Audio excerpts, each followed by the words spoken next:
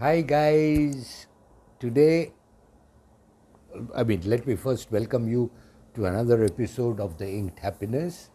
Uh, I'm Chom Ganguly. Here we talk about fountain pens and inks and accessories and notebooks and a whole lot of things. Uh, Primarily about our passion, about our hobby, about old fountain pens, about new fountain pens, about vintages, about antiques, everything that eggs us on, everything that makes this hobby so beautiful, everything that defines who we are. And today we are going to talk about a very interesting pen, the Namiki Emperor.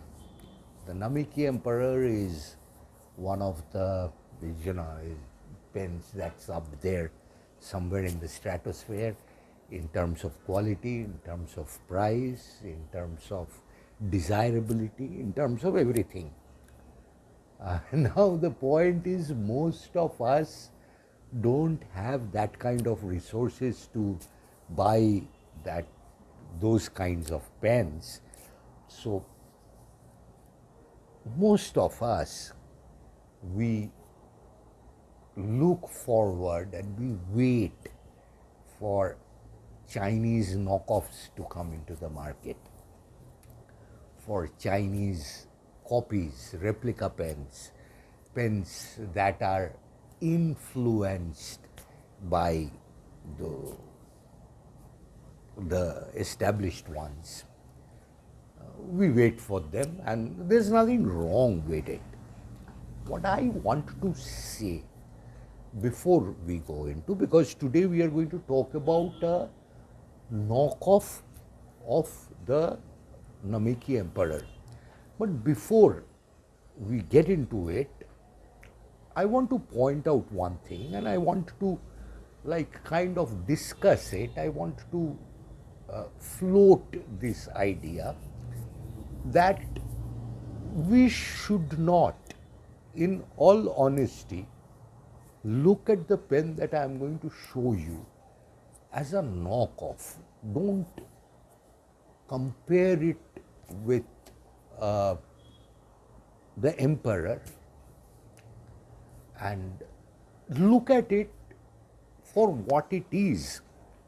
Look at it as a pen in all its glories, in all its faults, with all its everything. Look at it as it is, and let us decide whether it's a good pen or not. Let us decide whether we like it or not. Let us decide whether it serves our purpose or not. Friends, I'm going to talk about the Jinhao 9019, the Dadao. I don't know how to pronounce it. Dadao, Dadao, maybe because Dada is becoming industrialist. Maybe the Chinese are calling it Dadao. That means also Dada. Whatever it means, the fact is,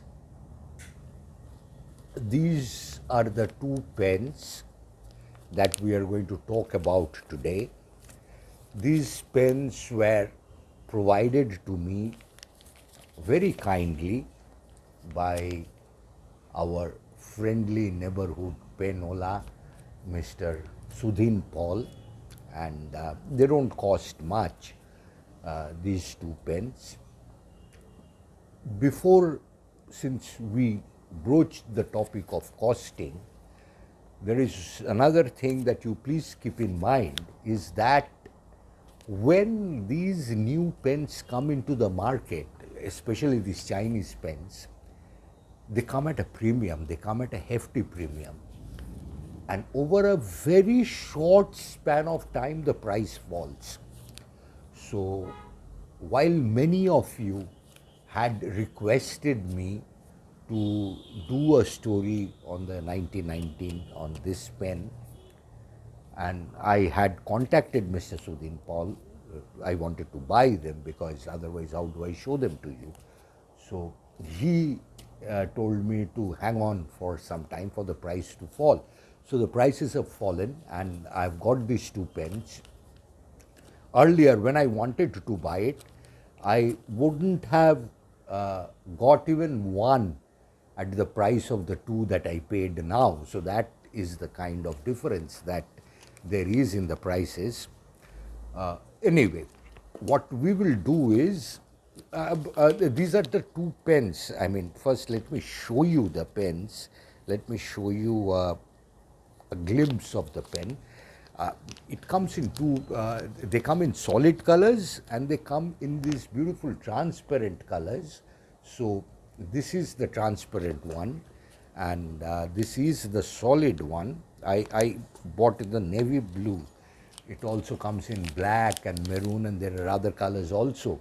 So I bought this one. This looks good. But let us, and we will focus on testing this pen, on seeing this pen, on putting this pen through the grind as a pen itself, as a Jinhao, not as anything else, as a Dadao, as a 1990, as a Jinhao, as a pen in itself.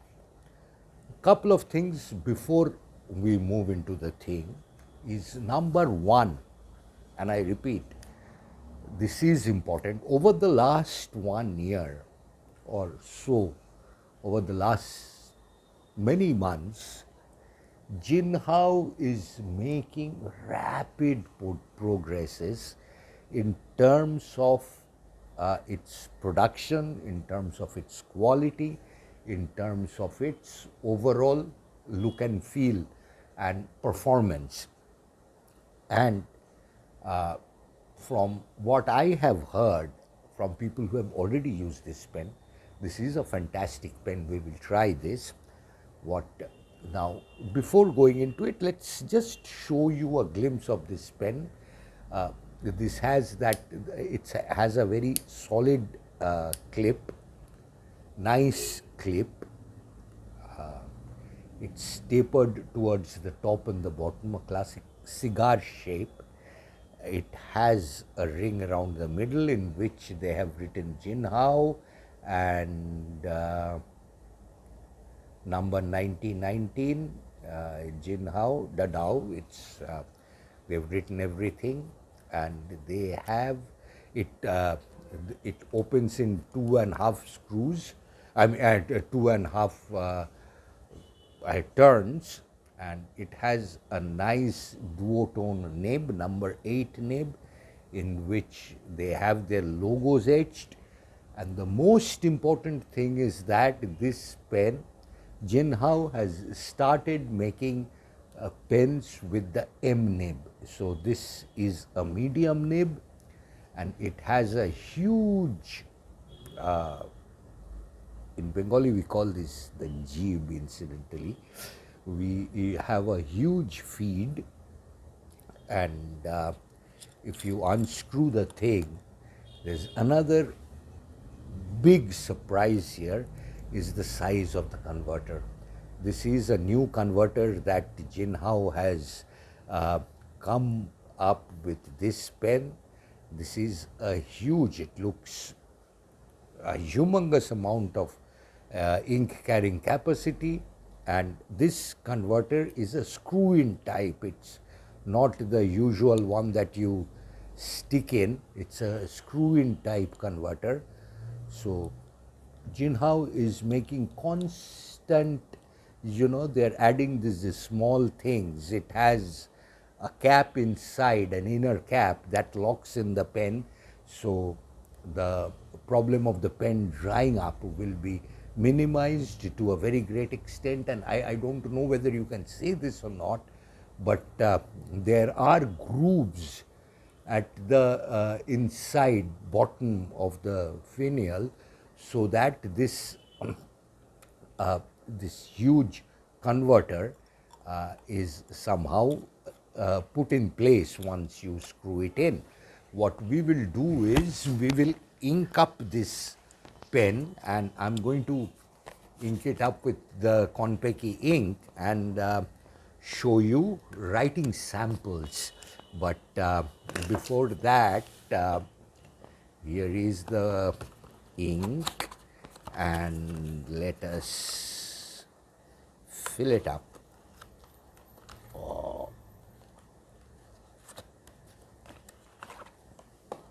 This is the Konpeki ink. This is one of my most favorite colors.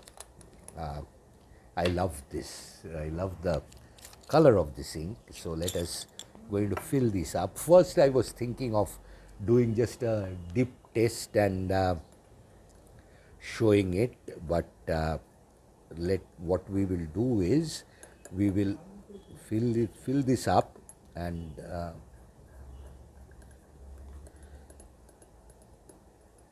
we will show you how it writes. Now, as you can see, huge ink capacity, huge ink capacity, and this is how it looks with the ink filled. So this, my friends, is your Jinhao 1919 Dadao. We will do the writing tests, but before that, I just wanted to, clip it in my. This doesn't have a shirt pocket, so let me just clip it in and see how it feels. It feels good. Another thing is that this pen is not very heavy. It's pretty light.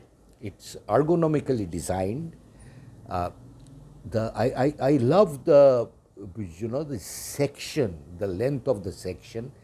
The rings here are not very steep, or it doesn't impede with your hold. There is a step up here, as you can see, to stop the your fingers from slipping out. So overall, this feels very good in the hand. This can be posted, but I am not. And if you post it, especially with your ink filled, it adds just a dash of weight to the end of the pen. So, but I'm not someone who usually posts his pens. So I like writing the way it does, and it has a very good hold.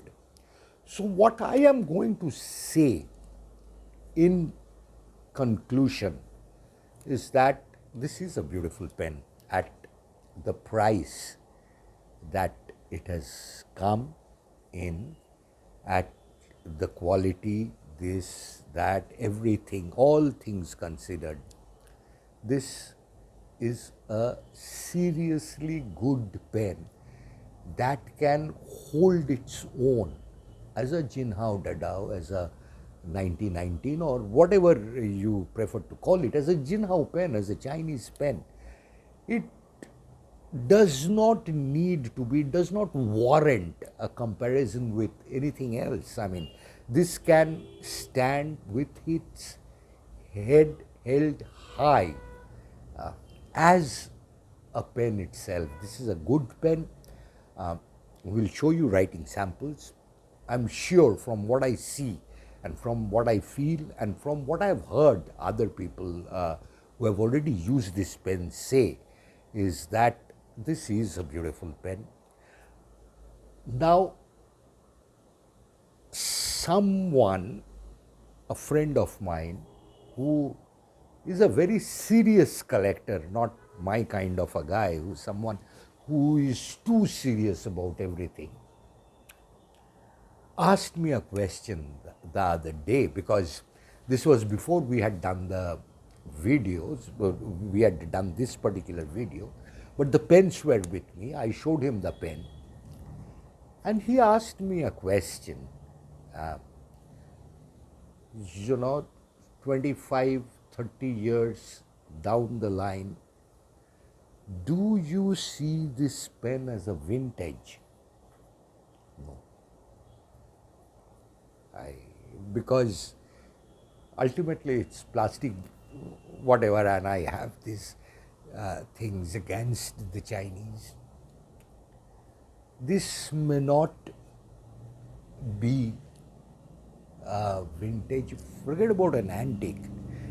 This may not be a vintage pen that one would look forward to.